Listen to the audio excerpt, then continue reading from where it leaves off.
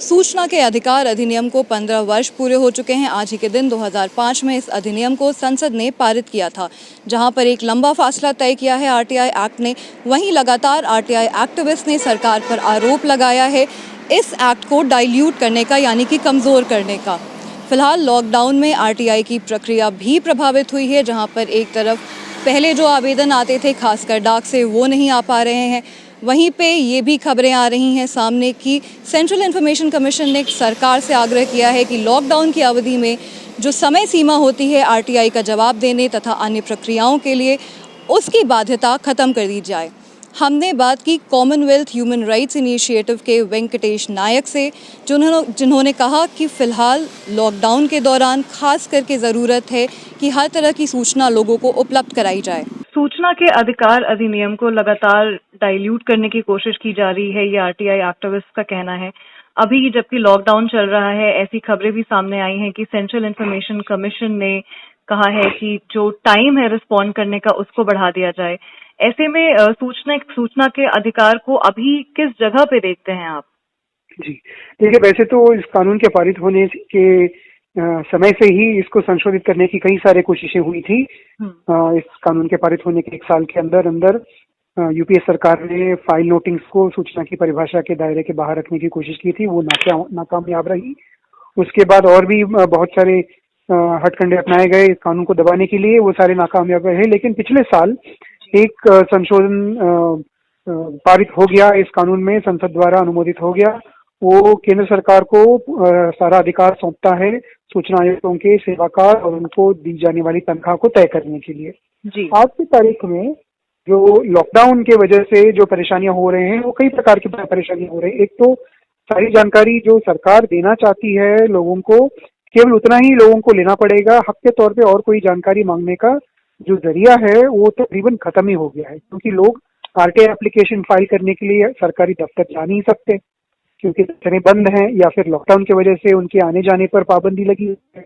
और साथ ही साथ जो डाक के माध्यम से सूचना के लिए आवेदन भेजा करते थे लोक प्राधिकरणों में, वो प्रथा भी एक तरह से खत्म ही हो गया है, क्योंकि शहर के बाहर के डाक को लेने से डाक घरें जो है इनकार कर रही हैं। तो बचता है कि जो इंटरनेट के माध्यम से जो आरटीआई ऑनलाइन फैसिलिटीज खुले गए हैं, जैसे केंद्र सरकार के लिए ये महाराष्ट्र में किया गया है, दिल्ली सरकार के साथ किया गया है कि आप आरटीआई ऑनलाइन फैसिलिटी के माध्यम से जानकारी मांग सकते हैं इंटरनेट पे फीस वगैरह देकर। तो बस वही एक जरिया बचा है लोगों को जानकारी लेने के लिए। तो इसके वजह से हो ये रहा है कि लोगों के जो चाहे स्वास्थ्य के बारे में हो, राशन के बारे में हो, या फिर जो प्रवासी मजदूरों की जो इतनी बुरा हाल है उसके बारे में हो, अगर जानकारी लेना है तो कोई जरिया नहीं बचा रहा। और उसके साथ अभी सुनने में आया है कि केंद्रीय सूचना आयोग ने शायद कुछ चिट्ठी लिखी है केंद्र सरकार को, ये कहते हुए कि लॉकडाउन की जो अवधि है उसको सूचना के अधिकार की जो समय सीमाएं हैं आवेदन को निरस्त करने के लिए या फिर अपील को डिसाइड करने के लिए, तो उन अवधियों में लॉकडाउन के पीरियड को शामिल ना करें। वैसे ऊपरी तौर पर अगर देखा जाए तो बात तो सही लग रहा है, लेकिन आशंका ये है कि कहीं ये कानून में फेरबदल फिर से करके जो समय सीमाएं दी गए हैं इनको आगे भी बढ़ाने की या ढीले करने की कोशिश तो नहीं किया जा रहा है। जो सूचना के अधिकार के पक्ष में नहीं है उस पर उन तत्वों के द्वारा। लॉकडाउन की वजह से जहाँ पे लोग इतने सारे समस्याओं से जूझ रहे हैं, सब्जी नहीं मिल रही है, दूध ठीक से नहीं मिल रहा है, मास्क कहाँ से लें इसको समझ में नहीं आ रहा। 300 रुपए का मास्क बिक रहा है हमारे इलाके में, सैनिटाइजर नहीं मिल रहा है ढंग का। तो इतने सारे सवाल हैं लोगों के, और आरटीआई डाल कर अगर जानकारी लेने की कोशिश किया जाए और वो भी ढीले समय सीमा के दौरान, यानी 30 दिन के बदले 40 दिन या 60 दिन लगेंगे, तो सूचना का अधिकार का कोई मतलब नहीं रह जाता है।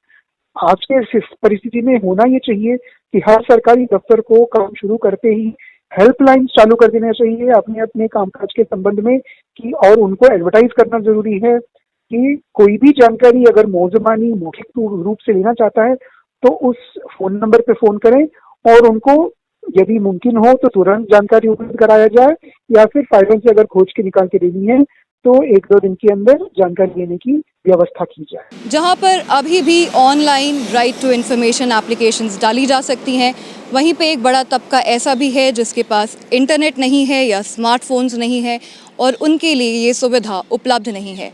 फिलहाल आरटीआई एक्टिविस्ट की चिंता है कि कहीं लॉकडाउन का असर आरटीआई एक्ट को और कमज़ोर करने के रूप में ना दिखाई दे। अंजलि ओझा, गो न्यूज़।